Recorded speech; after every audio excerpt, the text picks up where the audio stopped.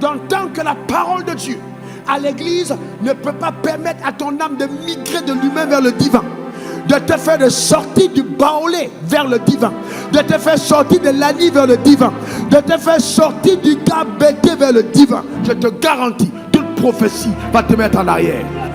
Dieu peut te voir en face et il te dit, voilà, je fais de toi la reine de ton pays. Je te dis, ce n'est pas suffisant. Tant que cette parole n'a pas cassé à l'intérieur de toi, tout ce qui te maintenait dans l'environnement d'esclave, je ne te mettrai jamais en royauté. Ton père battait ta mère. Ton père traitait ta mère avec domination, avec mépris. Je te garantis, ce n'est pas l'imposition des mains qui va changer ça dans ta vie. Ah non, non, non, non, non, non, non, non. C'est une résolution de l'âme à changer. Et je te dis, tu vas livrer ce combat volontaire jusqu'à ce que, au travers des cris et des pleurs, devant le trône de la grâce, il y a un shifting dans ton système de pensée. Tu ne voles pas, tu ne mens pas, tu es pauvre. Ce n'est pas le caractère de Dieu. Dieu n'est pas un pauvre saint. L'éducation de tes enfants se retrouvent dans n'importe quoi devant toi à la maison. Tu tolères que ta fille ou ton fils dans la maison dorme avec un petit ami dans la chambre. Et tu dis c'est son âge. Comment c'est son âge? Un homme donne à la parole de Dieu d'être respecté. Est-ce que quelqu'un comprend de quoi je parle? Un homme est celui qui se tient pour Dieu. C'est ça qu'on appelle un homme. C'est pas simplement celui qui est un kiki. Vous voyez les gens que vous voyez dans la vie, souvent ils ne marchent pas seul. Par exemple, toi, moi je ne suis jamais seul. Jamais. Jamais de la vie. Si tu me vois entrer chez toi, je ne suis jamais seul. Il y a toujours des anges qui m'accompagnent. Chacun d'entre nous, soit les anges nous accompagnent, soit une cohorte de démons nous accompagne. On n'est pas seul. Et dans ce monde, il ne faut pas être seul. L'ange de l'Éternel, on la garde de tous ceux qui le craignent et les arrache de tout danger. Si après moi, je ne suis pas seul, que les anges m'accompagnent. Encore.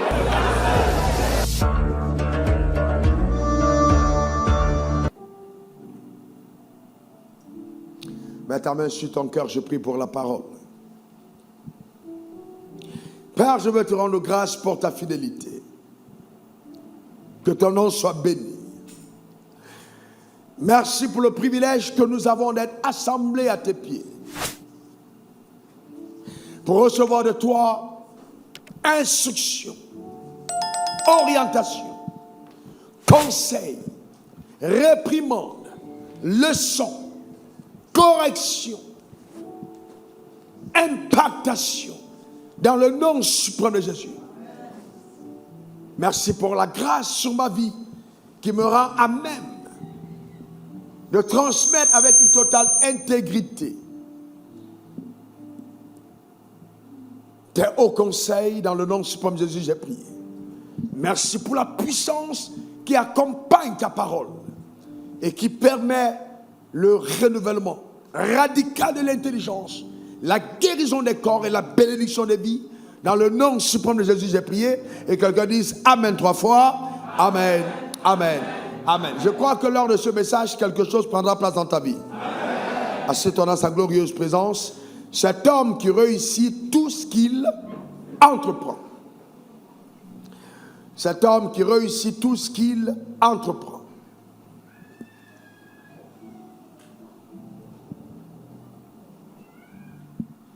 Somme 8,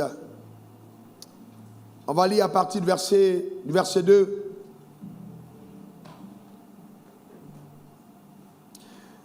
Éternel notre Seigneur, que ton nom est magnifique sur toute la terre.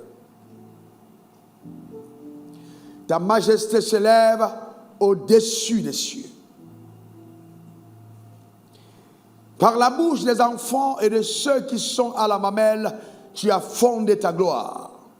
Pour confondre tes adversaires, pour imposer silence à l'ennemi et au vindicatif. Quand je contemple les cieux, ouvrage de tes mains, la lune et les étoiles que tu as créées, qu'est-ce que l'homme pour que tu te souviennes de lui, et le Fils de l'homme pour que tu prennes garde à lui? Tu l'as fait de peu inférieur à Dieu. Tu l'as couronné de gloire et de magnificence.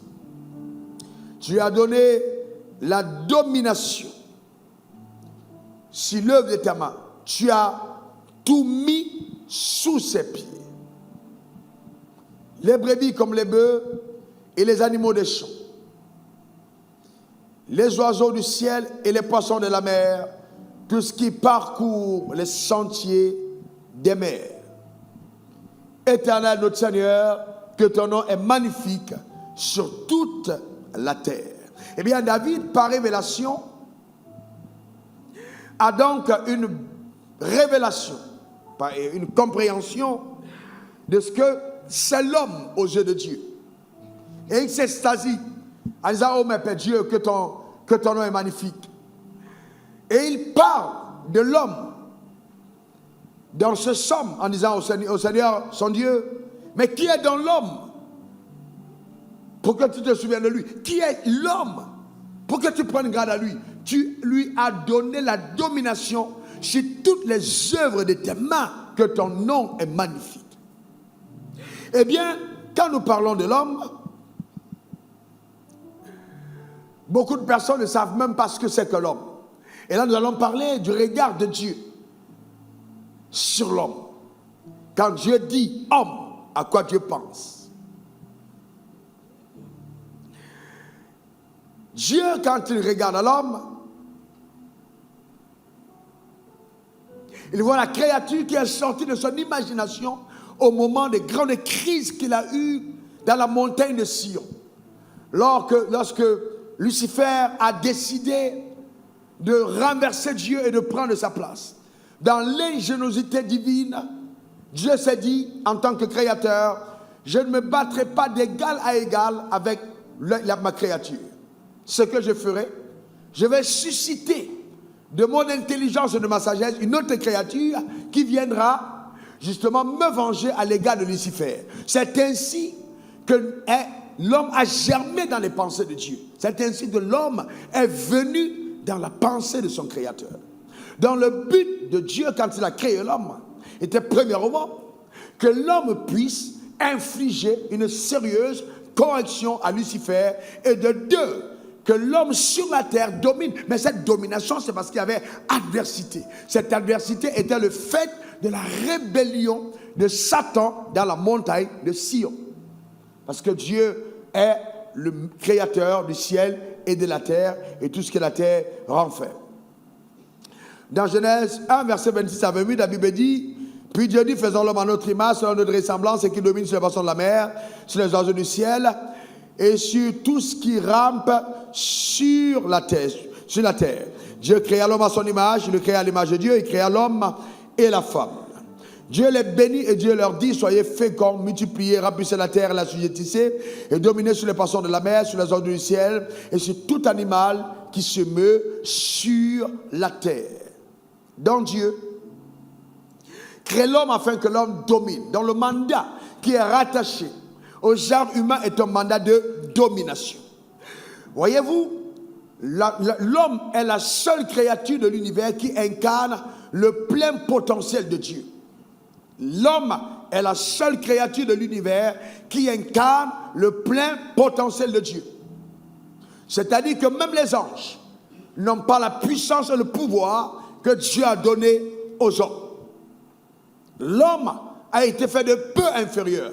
Et cette infériorité est une infériorité due à l'autorité que Dieu a sur l'homme. Sinon, l'homme a été conçu selon l'image et la ressemblance de Dieu.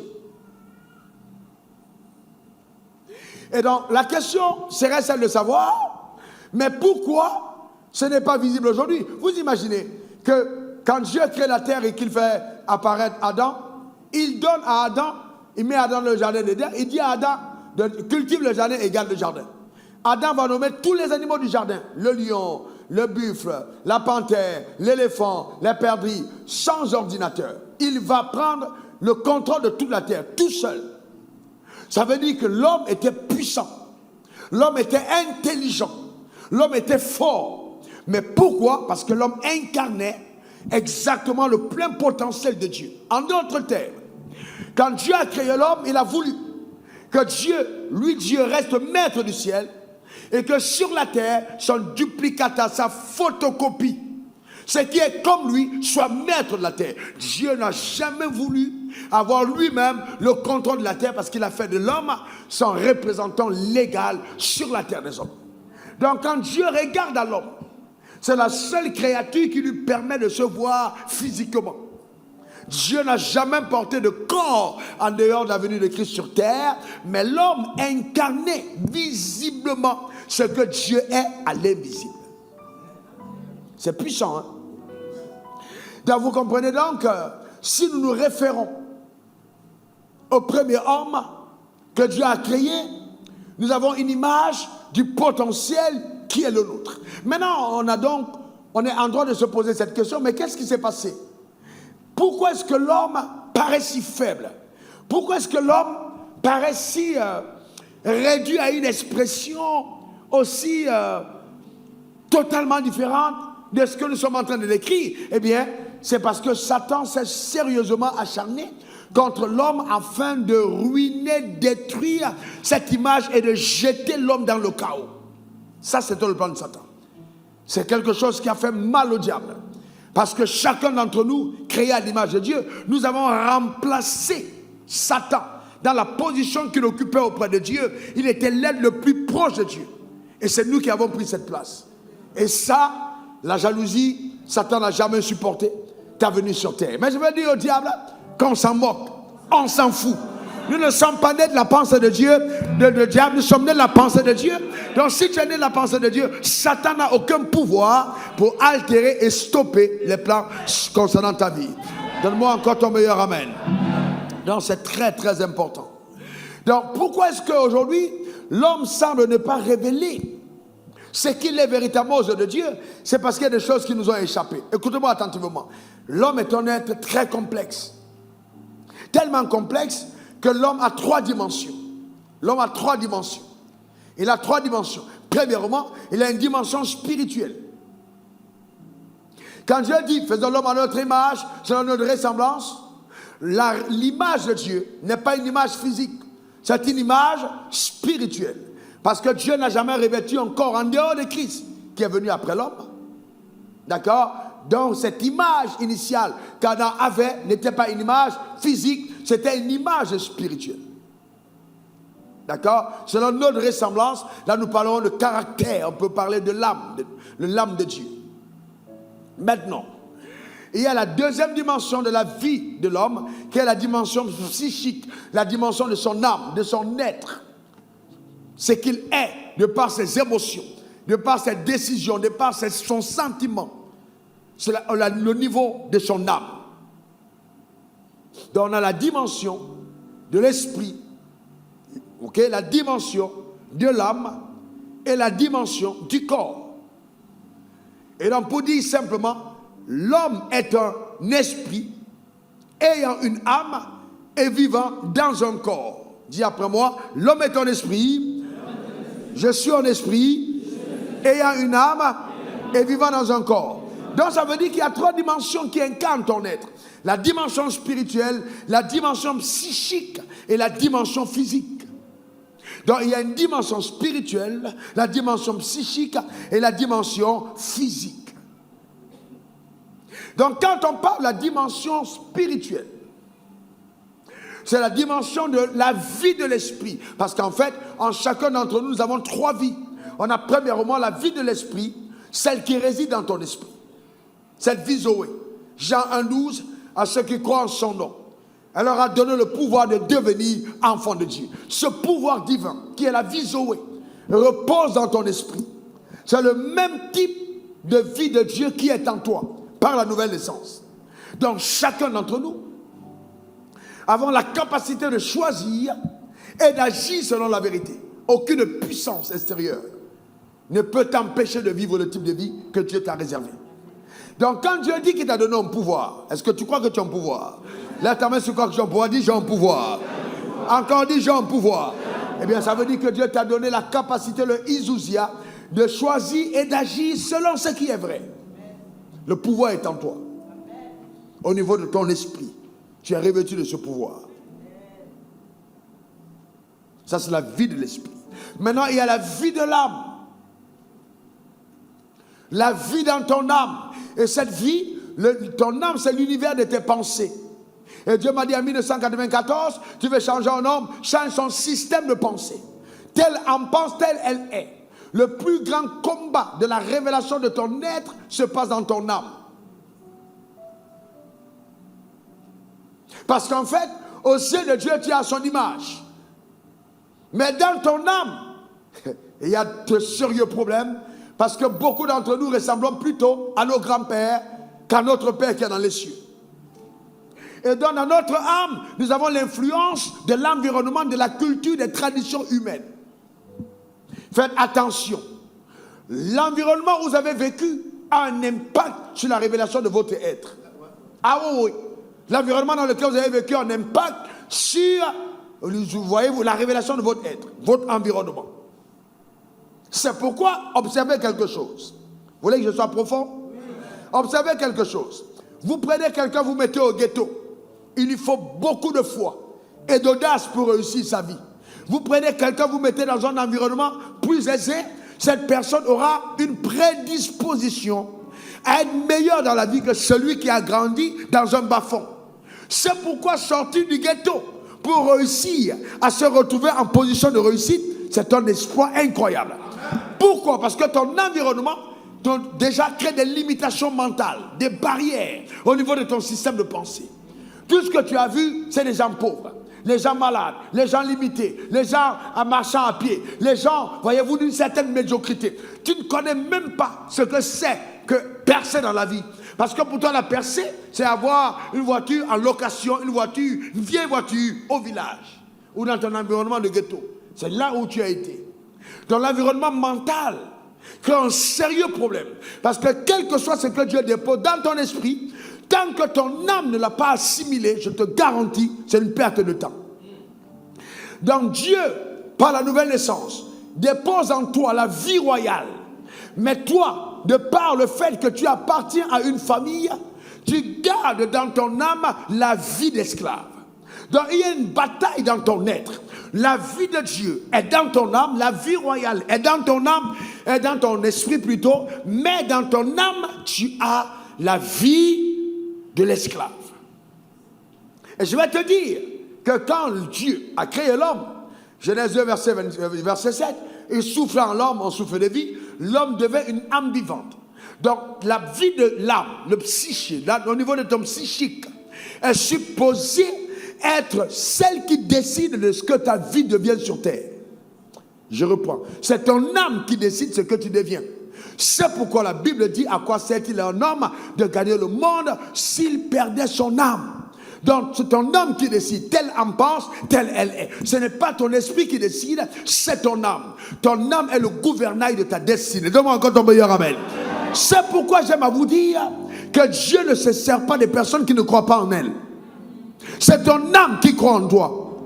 C'est ton âme qui croit en l'avenir. C'est ton âme qui croit en Dieu. C'est ton âme qui aime Dieu.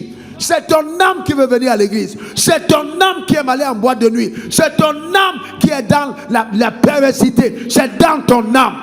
Donc ça veut dire que ton âme, il faille qu'à l'intérieur de ton âme, toi-même, tu sortes victorieux des batailles héréditaires qui se sont déposées dans ton âme et que tu affrontes ton âme avec la plus grande violence. Que tu permettes à la vie de Dieu de bombarder la vie de ton âme et qu'elle s'impose dans ton âme.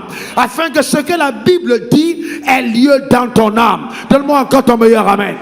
Car ce qui n'a pas lieu dans ton âme n'aura pas lieu dans ta vie. Je reprends. Ce qui n'a pas lieu dans ton âme n'aura pas lieu dans ta vie. Ce qui te donne la résilience, c'est la détermination mentale que tu as d'atteindre les objectifs que le ciel t'a assignés. C'est-à-dire que même si Dieu ne t'a pas permis d'atteindre certains objectifs, parce que ton âme connaît que c'est atteignable, ton âme peut prendre la résolution en disant à Dieu, je veux y aller. Et Dieu ne t'interdira pas d'y aller. Parce qu'il est dit qu'il te soit fait selon ta foi. Donc il faille que ton âme se rapproprie les capacités divines. Dans le fait d'oser à tes résolutions, répondra le succès. Tes résolutions à toi. Donne-moi encore ton meilleur amen. Donc Dieu n'est jamais satisfait des personnes qui disent oui, dans tous les cas, Dieu fait de moi ce qu'il veut. S'il veut que je meure pauvre, il meurt pauvre. Non, non, l'âme doit être dans le mécanisme du renouvellement profond. C'est pour ça que l'œuvre première, écoutez-moi attentivement, je peux aller plus fort? L'œuvre première, je vais aller plus calmement, première, qui s'opère dans la vie d'un être, c'est le changement de mentalité. C'est le deuxième plus grand miracle dans la vie du croyant. Si Dieu t'a rendu visite et que ta mentalité n'a pas changé, je te garantis, tu n'iras pas loin dans la vie. C'est bien ce qui arrive à certaines personnes. J'ai vu des gens doués, talentueux, mais qui se regardent toujours comme des esclaves, comme des personnes sans avenir, qui sont toujours là à profiter des miettes. Voyez-vous, il y a des gens qui sont à côté de la royauté, mais qui pensent toujours à une mentalité d'esclave. Vous savez, c'est terrible, l'âme. Terrible. C'est pour ça qu'il faut faire attention à ton âme. Je me rappelle de cette histoire de cet homme qui voyait continuellement le président de la République et qui avait un bon d'essence par mois. Des bons d'essence par mois donnés par la présidente de la République. Et il causait avec le président de la République chaque mois. Pendant 10 ans. Et il se vantait dans son quartier des bons de carburant qui venaient tout droit du président de la République. Le problème qu'il avait, c'est que son environnement mental était terriblement lié. Aucune prophétie ne peut changer ça. Aucune imposition ne peut changer ça. Il faut une destruction intérieure. Quand ton âme est exposée à la lumière de la parole. Ce que je vous explique là est tellement profond que vous allez comprendre pourquoi. L'Église n'arrive pas à donner aux personnes de manifester la royauté. C'est parce que vous savez, si on se limite simplement aux belles paroles qu'on te fait entendre, sans qu'il y ait eu un changement radical à l'intérieur, ta vie ne deviendra jamais rien.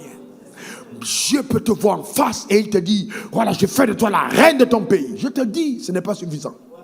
Tant que cette parole n'a pas cassé à l'intérieur de toi, tout ce qui te maintenait dans l'environnement d'esclave, je ne te mettrai jamais en royauté. Ne pensez pas, quand il dit je prends l'indigent, la poussière, je le retire de la boue pour le faire asseoir les rois à leur table, ne pensez pas qu'il te fait asseoir à la table tout de suite, non.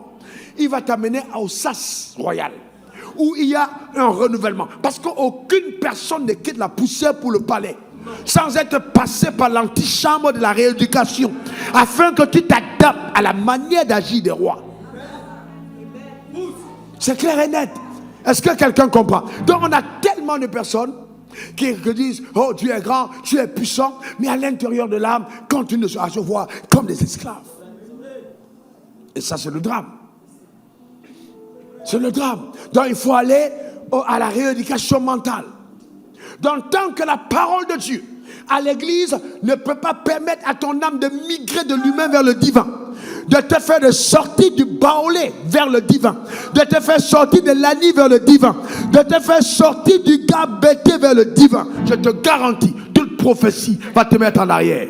Tu ne pourras pas monter. Parce qu'il faut que dans ton esprit, tu acceptes de t'identifier à ce que Dieu dit que tu es. C'est pour ça que David dit, l'Éternel est mon berger, je ne manquerai de rien. Il restaure mon âme. Avant de te conduire vers les eaux paisibles, ton âme doit changer. Donne-moi ton meilleur amen. Et ce n'est pas par imposition de main, c'est par décision de l'âme. Mon âme doit changer. Donne-moi ton meilleur amen. Dis encore amen. Le diable peut te donner une pensée, mais il n'a pas le pouvoir de te l'imposer. Et ce que je peux te dire, c'est que tu peux choisir les pensées que tu entretiens. Voici ce que je choisis de ressasser en mon âme.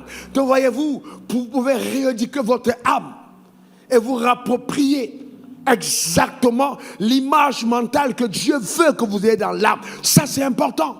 Pourquoi? Parce que la vie de l'homme se passe dans la vie de son âme. C'est dans l'âme. Et voyez donc, et vous allez comprendre des choses profondes en peu de temps. Que Dieu bénisse son âme. Alors je prie de tout mon être que quand cette migration totale et le changement de paradigme mentaux s'opérera dans ta vie, que ce soit une semaine plus tard, un mois plus tard, un an plus tard, 10 mois plus tard, souviens-toi de moi quand tu seras dans ta gloire. Ta manière de dire amen m'embête. Maintenant, écoutez bien. Regardez pourquoi Jésus dit ce qu'il a dit. Marc 16, verset 6 à 9. Écoutez. La parole de Dieu est profonde. Que Dieu ouvre ton intelligence. Allons-y dans Marc. Regardez, il leur dit, ne vous épouvantez pas des choses. Ok. Marc 7, verset 6 à 9. Marc 7, verset 6 à 9. Jésus a répondu, hypocrite. Ésaïe a bien prophétisé sur vous. Ainsi qu'il est écrit, ce peuple m'honore des lèvres, mais son cœur est éloigné de moi. Continuons. C'est en vain qu'il m'honore en donnant des préceptes qui sont des commandements d'hommes. Vous abandonnez le commandement de Dieu et vous observez la tradition des hommes. Il a dit encore, vous anéantissez fort bien le commandement de Dieu pour garder votre tradition. Voilà le vrai problème. Le problème c'est quoi? La tradition des hommes. La tradition est puissante. Terriblement puissante. Elle est puissante. Et vous savez quoi? Vous savez, la Bible peut dire tout ce qu'elle va dire. Mais je vais te dire, tu as tendance à reproduire ce que tu as vu ton père faire. Tu as tendance à reproduire ce que tu as vu faire dans ton environnement. Alors, la Bible va tout dire, mais génétiquement, il y a quelque chose en toi qui te pousse instinctivement vers ce que ton père a été. Et le combat est à ce niveau. Ton père battait ta mère. Ton père traitait ta mère avec domination, avec mépris. Je te garantis, ce n'est pas l'imposition des mains qui va changer ça dans ta vie. Ah non, non, non, non, non, non, non, non. C'est une résolution de l'âme à changer. Et je te dis, tu vas livrer ce combat volontaire jusqu'à ce que, au travers de cris et de pleurs, devant le trône de la grâce, il y a un shifting dans ton système de pensée. Et que tu décides de traiter ta femme différemment de ce que ton père n'a été. Tu dois regarder ton père et régner ce qu'il était. Pour adopter ce que l'homme nouveau est devenu en toi.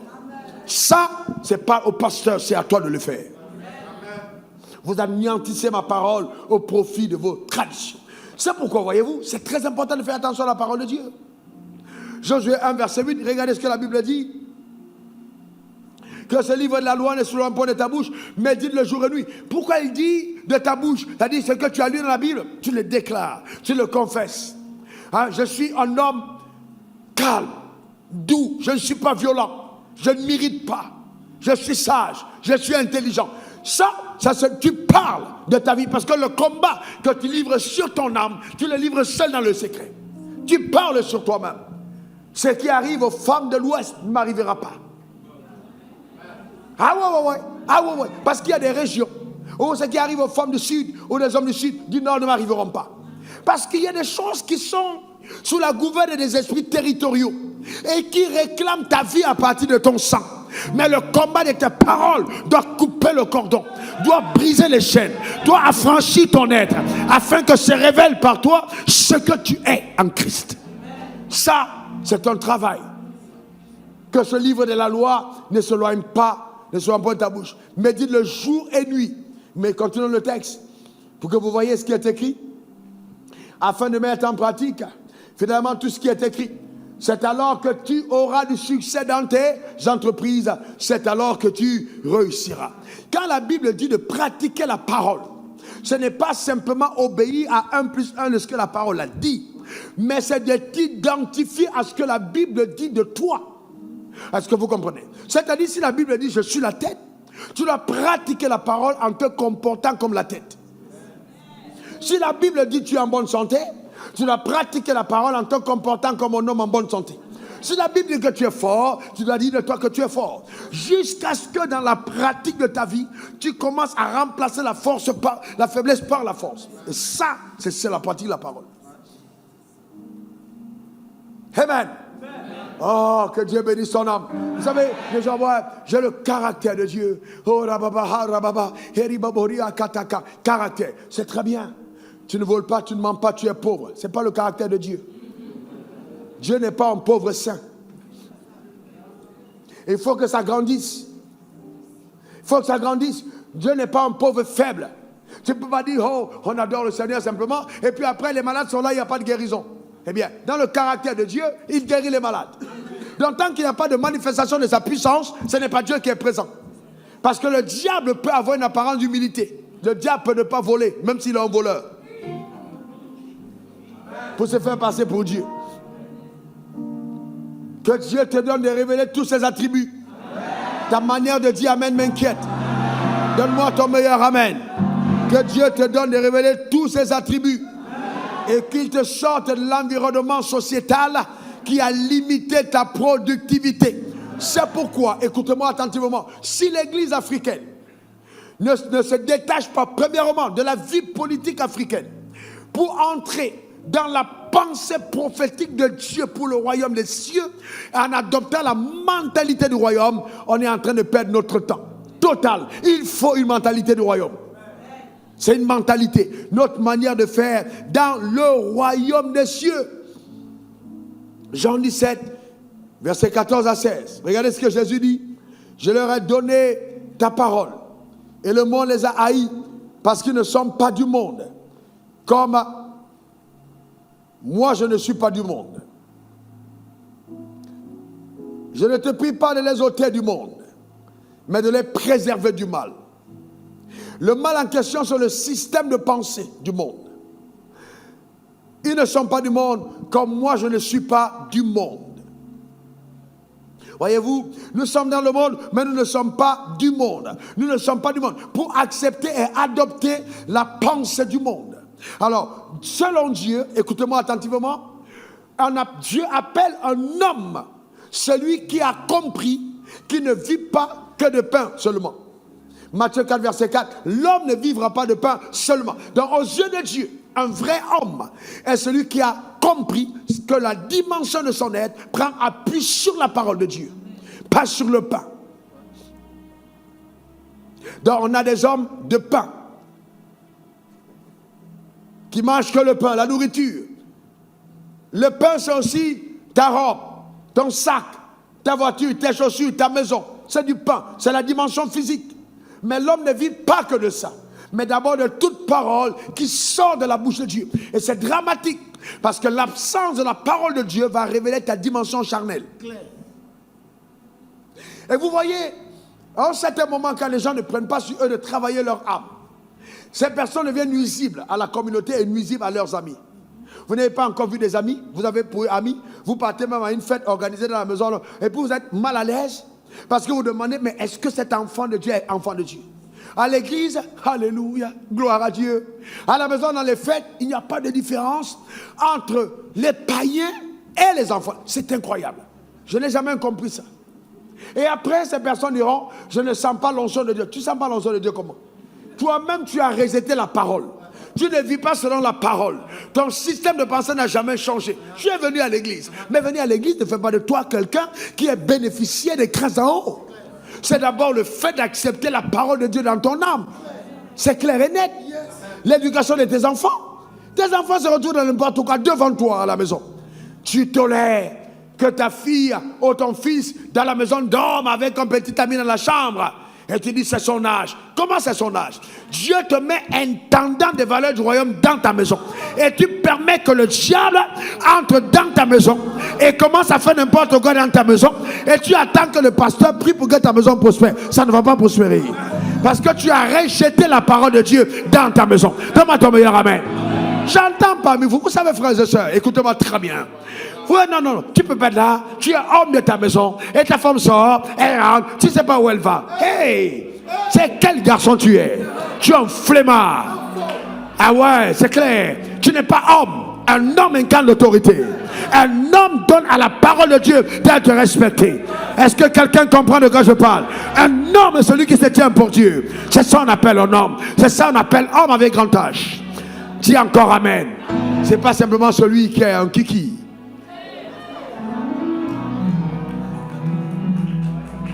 Un homme. Dis je suis homme. Encore je suis homme. Frères et sœurs, faites attention. Quand je parle homme, ça fait grand H. Un être humain. C'est la dimension de se tenir sur la parole.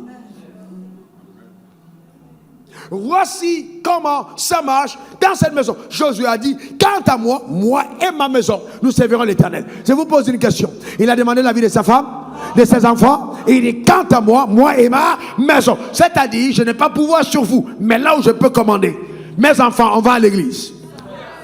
Ce n'est pas une affaire de dire je ne sens pas. Allez, monte ici, on s'en va. Attache ton visage, va à l'église. On va à l'église. Moi, je ne suis pas pour le fait de dire non, les enfants, ils décident lui-même. Tu le prends, tu l'amènes. Tu le ligotes, tu l'amènes à l'église. Il doit s'asseoir à l'église. Est-ce que vous comprenez? Il vient s'asseoir à l'église. C'est clair et net. Il s'assoit à l'église. Et ça rend les gens puissants. Parce que plus il entend la parole, même s'il sait son visage, cette parole va créer une transformation mentale, une révolution dans l'âme. Il faut exposer tes enfants à la vérité. Donne-moi ton meilleur amen. C'est très important. Donc si toi-même, déjà, tu n'acceptes pas cet univers du royaume, tu as un problème. Tu as un problème.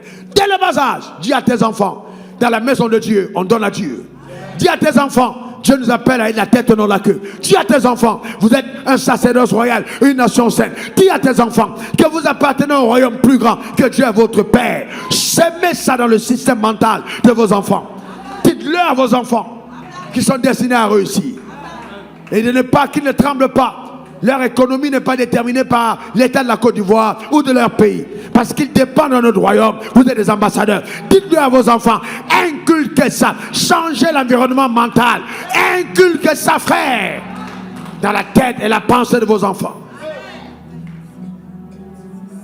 Et qu'ils comprennent. C'est anormal que les gens vont là-bas chez nos cousins et que dès le bas âge, on les amène à, voyez-vous. Et c'est pourquoi, quand ils ont 15 ans, 20 ans, ils vont mourir en kamikaze. Parce qu'ils croient en leur doctrine.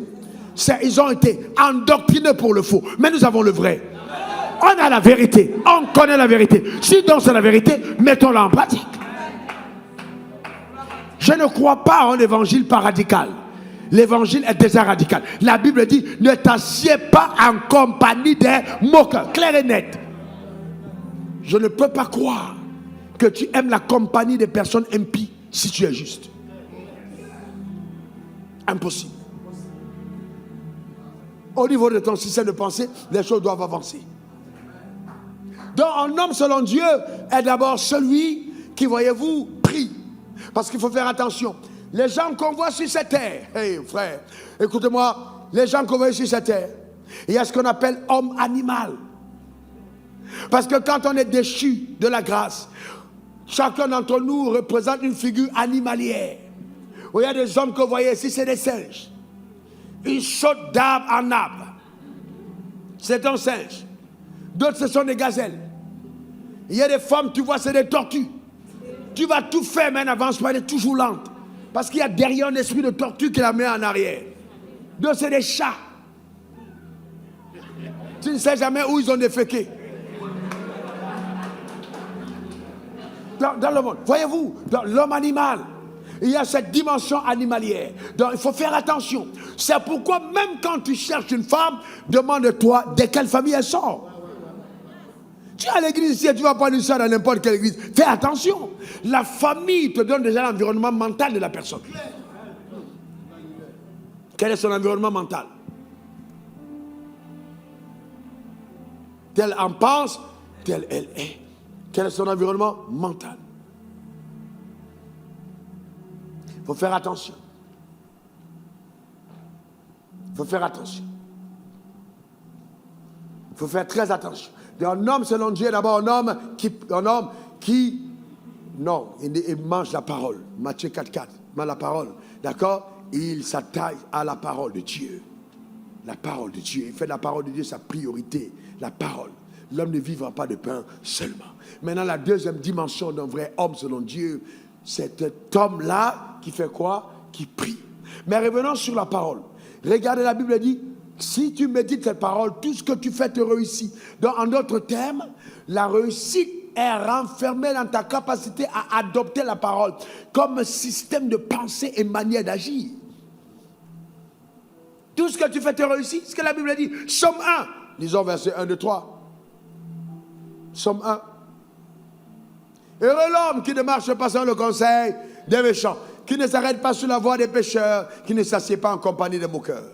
On dit il est heureux, mais qui trouve son plaisir dans la loi de l'Éternel et qui la médite jour et nuit. Voyez-vous, pourquoi la méditation? Restez là un moment. Pourquoi la méditation? Écoutez-moi bien. La méditation, c'est l'art de remplacer le mensonge par la vérité. Dans ton système de pensée. C'est simple. L'art de remplacer le mensonge par la vérité dans ton système de pensée.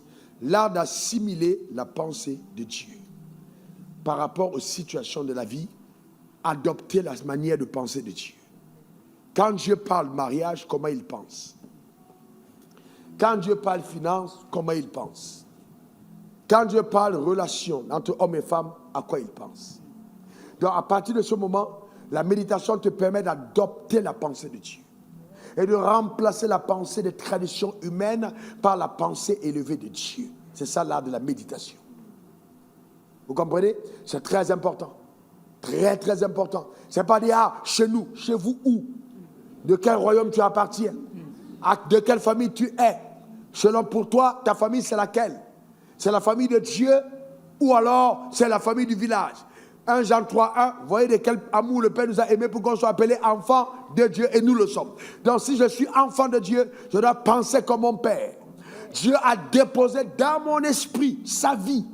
Et il veut que dans mon âme, j'accepte la vie de mon esprit. Et que les pensées de mon âme ne combattent pas l'arrivée de sa vie dans mon esprit. Voilà le vrai. Voilà la vraie œuvre qui doit s'accomplir. Est-ce que quelqu'un comprend ça? Donc c'est pas simplement venir à l'église, chanter, écoutez, va vous dire autre chose que le Seigneur m'a dit de dire. Écoutez-moi bien. Vous pouvez chanter 3 heures de temps. C'est pas mauvais, hein? Mais jamais la louange ne remplacera la parole. N'oubliez jamais ça. Oh Dieu sait, je voulais la loi de son peuple. Eh bien, j'ai dit bien, ta vie ne ressemblera pas à la louange que tu as. La vie va ressembler aux pensées que tu entretiens. Donc la parole ne va jamais. La louange ne peut jamais remplacer la parole. Oh, j'aime bien l'église, j'aime la manière de louer. En fait, par le fait de donner toujours à la musique, d'abord dans nos églises, souvent c'est plus la musique que même la louange, une place au-dessus de la parole, nous faisons l'entretien de la religion. Les gens viennent se mettre là. Oh, j'aime. Et puis, c'est tellement subtil que bon, là, maintenant, on a même nos scènes, ça va des scènes de concert. Tout est noir. On regarde la scène, on chante, mais je suis allé au Cameroun et mon père m'a dit, écoute, j'aime bien ce que tu fais, mais fils, tu sais ce que tu vas faire? Il faut ça faire de jeux de lumière là. Il faut enlever.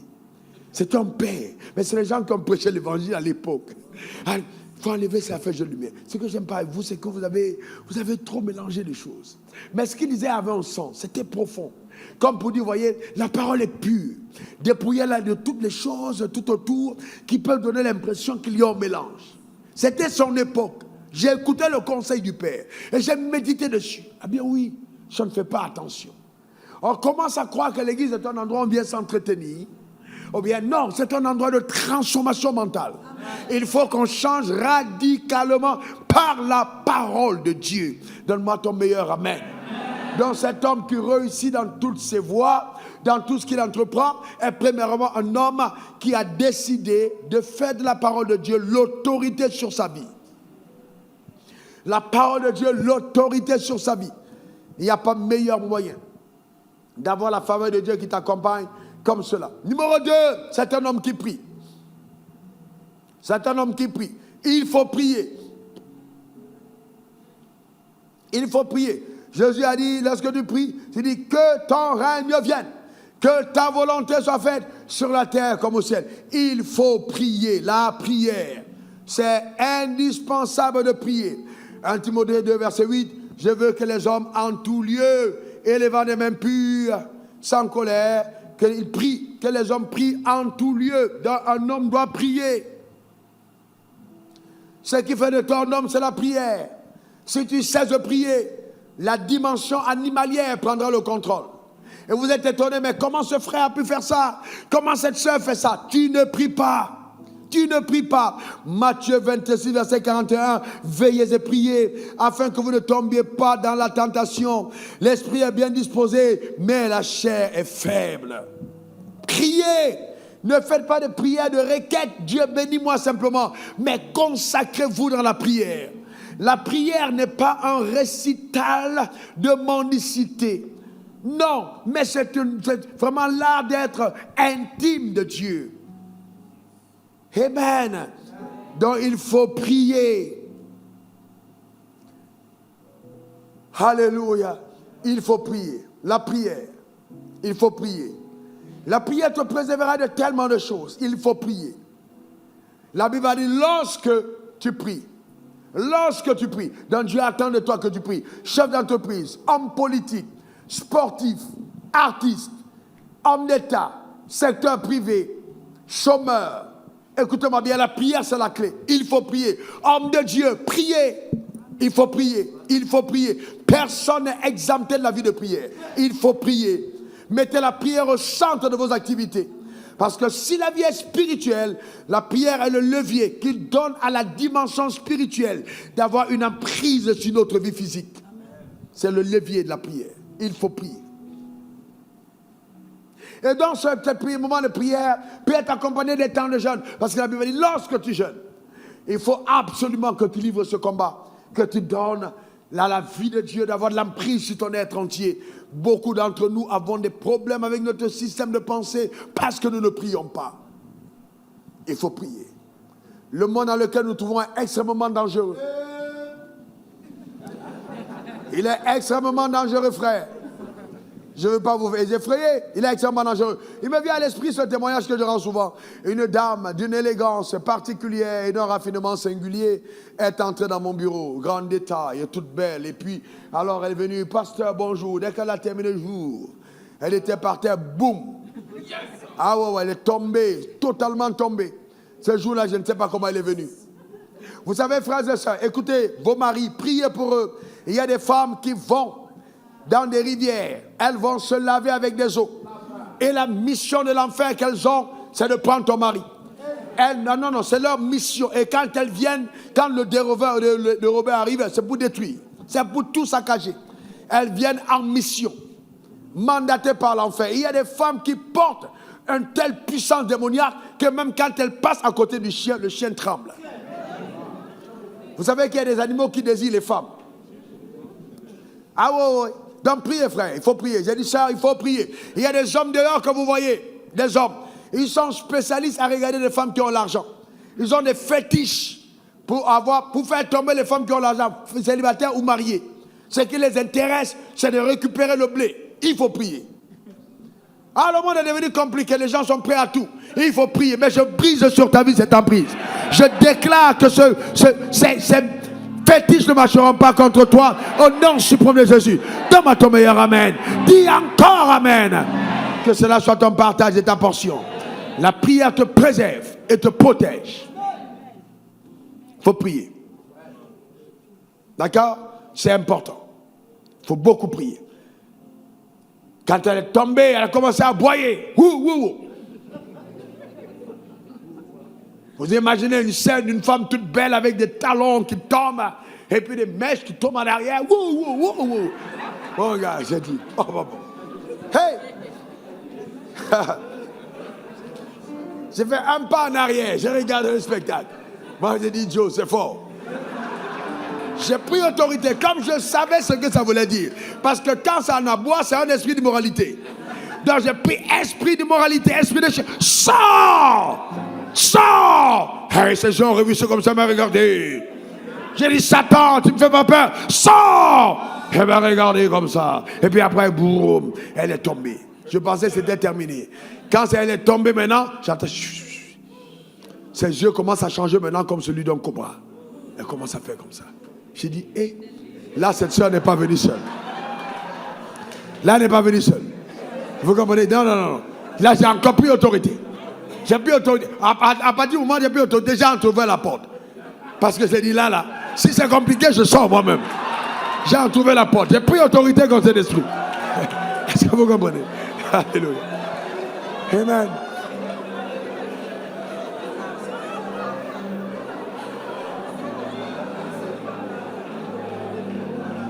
Et puis après un moment, pam, elle a capitulé. L'esprit est sorti. Elle s'est couchée. Je suis resté comme ça, j'ai commencé à la regarder. J'ai demandé à l'autre frère que j'avais appelé comme ça de venir. J'ai refermé la porte. J'attendais calmement, j'étais assis, je regarde. Après, elle se réveille. Elle regarde à gauche. Elle dit, je suis où? J'ai dit, tu es à l'église. Après, elle est là, elle me regarde. Et puis, je lui dis, mais tu n'étais pas venu seul. Vous voyez les gens que vous voyez dans la vie, souvent ils ne marchent pas seuls. Par exemple, toi, moi je ne suis jamais seul. Jamais. Jamais de la vie. Si tu me vois entrer chez toi, je ne suis jamais seul. Et il y a toujours des anges qui m'accompagnent. Chacun d'entre nous, soit les anges nous accompagnent, soit une cohorte de démons nous accompagne. On n'est pas seul. Et dans ce monde, il ne faut pas être seul. L'ange de l'Éternel monte la garde de tous ceux qui le craignent et les arrache de tout danger. Dis après moi, je ne suis pas seul. Que les anges m'accompagnent. Encore une troisième fois. Et c'est cette prière qui te donnera de réussir dans tes entreprises. Souvent le diable sait qu'il ne peut plus rien et il va dévisser la roue de ta voiture et que tu meurs sans jouir de tes milliards, de tes réalisations, de l'appel de Dieu, mais cela n'arrivera pas. Dans le nom suprême de Jésus, cela n'arrivera pas. Il ne retardera pas ta destinée, cela n'arrivera pas. Dis encore Amen. Dis j'appelle le règne. Encore j'appelle le règne. Encore j'appelle le règne. Encore j'appelle le règne. Encore j'appelle le règne. Encore j'appelle le règne de Dieu dans ma vie. C'est par la prière que nous imposons l'agenda de Dieu. Je déclare sur ta vie que rien que ce que Dieu a arrêté arrivera. Aucun rendez-vous avec les ténèbres ne sera exaucé. Ta manière de dire Amen m'inquiète. Donne-moi ton meilleur Amen. Ils te feront la guerre mais ils ne te vaincront pas, car la puissance de Dieu te gardera. Tu réussiras dans toutes tes entreprises, car la sagesse et l'intelligence de Dieu j'aimeront au travers de ta vie. Donne-moi 3 bons Amen. Ah oui, parce que la prière te permet de révéler le divin. C'est quand tu pries que la sagesse éclate, quand tu pries que l'intelligence se révèle, quand tu pries la parole de Dieu marche. Ah oui, la prière te donne la capacité de mettre en application le haut conseil de Dieu. Je peux connaître une chose mentalement et être limité dans son application. Mais quand je prie, j'ai la capacité de mettre en application, de vivre selon ses standards. C'est très important. Mais je ne peux pas me permettre. Je parle à la part de chacun d'entre nous. Je ne peux pas me permettre de vivre comme un homme alors que je suis un Dieu. Tu es un Dieu. Tu ne peux pas te permettre de vivre comme un homme. La mentalité des hommes, ce n'est pas ta mentalité. Tu es un Dieu. Ta manière de dire Amen m'embête. Dis je suis un Dieu. Je ne peux pas me permettre de vivre comme un homme. Je suis un Dieu. Que Dieu te garde. Que Dieu te comble. Que Dieu t'arrose. Que Dieu te bénisse. Que Dieu te visite. Donne-moi 3 bons Amen. Demeure béni et que sa grâce soit multipliée à ton égard. Au nom suprême de Jésus. Alléluia. Gloire à l'agneau. Et s'il y a quelqu'un parmi nous qui est là et qui dit, pasteur, je veux la vie de Dieu, je veux naître de nouveau, je veux recevoir Jésus dans ma vie comme mon Seigneur et mon Sauveur personnel, lève ta main droite afin que tu sois affranchi de tout type de vie humaine à l'adoption de la vie de Dieu. Lève ta main droite si tu veux naître de nouveau. Lève ta main droite. Merci pour ça, va lever. Tiens-toi debout. Je vais prier pour toi. Il y a quelqu'un d'autre. Je vais prier pour toi. Tiens-toi debout, mon frère. C'est courageux. Il y a quelqu'un d'autre. Je vais prier pour toi. La grâce de Dieu va te localiser. Ta vie ne sera plus jamais la même. Acclamons le Seigneur pour ces personnes audacieuses, courageuses, bénies, qui avancent devant l'autel. Merci Seigneur pour ta riche bonté. Que Dieu te comble. Et ceux qui sont connectés en direct avec eux, lève ta main droite et répète après moi ces paroles. Seigneur Jésus, répète de tout ton cœur, Seigneur Jésus, j'ai entendu ta parole. Mon cœur est touché. Je demande pardon pour mes péchés. Je t'accepte dans ma vie comme mon sauveur, comme mon Seigneur. Prends le contrôle de ma vie. Merci Seigneur pour le salut qui m'est accordé en ce jour. Au nom suprême de Jésus. Amen. Amen. Amen. Je déclare ta vie bénie, comblée, arrosée, distinguée, favorisée dans le nom suprême de Jésus. Amen. Amen. Et Amen. Eh bien, recevez ces fiches. Eh bien, que Dieu te garde. On va se tenir debout. Je vais faire une prière collective. Élève ta main et rends grâce à Dieu pour la parole que tu as entendue. Rends grâce à Dieu pour la parole que tu as entendue. Rends grâce à Dieu pour la parole que tu as entendue. Rends grâce à Dieu pour la parole que tu as entendue. Et prends la résolution dans ton âme maintenant de transformer, de laisser transformer ton système de pensée par la puissance de la parole de Dieu. Dans le nom suprême de Jésus. Que la mesure que tu accordes à la parole soit vraiment en parfaite adéquation avec la pensée suprême de Dieu à ton égard. Dans le nom suprême de Jésus.